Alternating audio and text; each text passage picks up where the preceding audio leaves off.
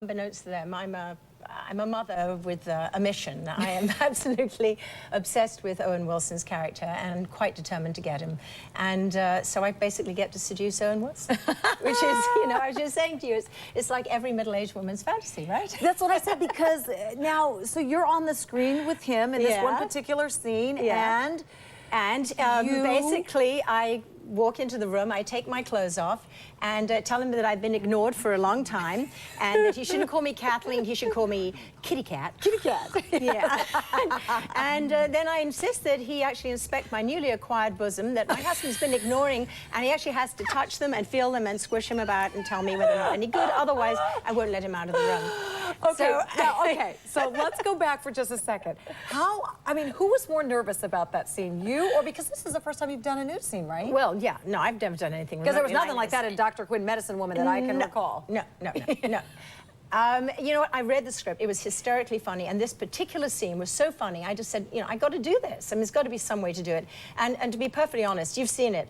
I mean, it's been shot brilliantly. It was very well, that you couldn't tell, you couldn't really see, you knew what was happening. Yeah, and only Owen is any the wiser, really. But I have to admit, you know, at my age, you know, with 6 kids, to have Owen Wilson actually physically touch me took a little bit of bravery, except that Owen was far more scared than I was. You know, he came up there, you know, and his hands were like this, his fingers were like this, and he was like, I'm going to touch Dr. Quinn's bosom.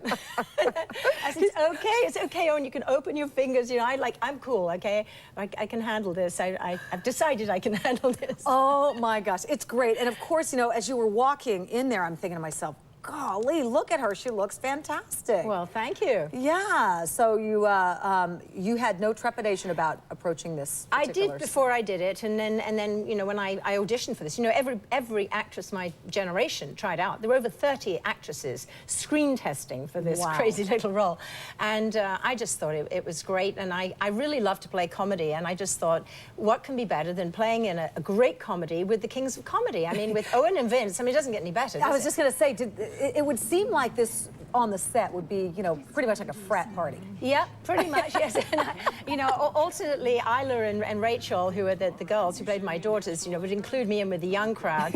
And then every once in a while I was, you know, with Henry Gibson, and I was with the older crowd. You know, I was never quite sure where I belonged. You were straddling this line. I was straddling the line. You know, every once in a while I was trying to give them sort of maternal advice, and then I went, you know, forget that, let's just go out and party.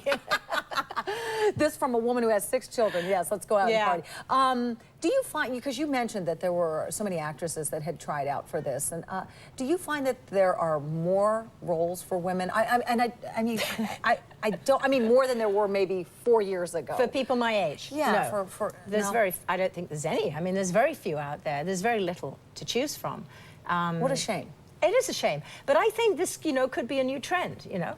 I mean, why not? I think it's really interesting. I think there's something very freeing about a woman my age.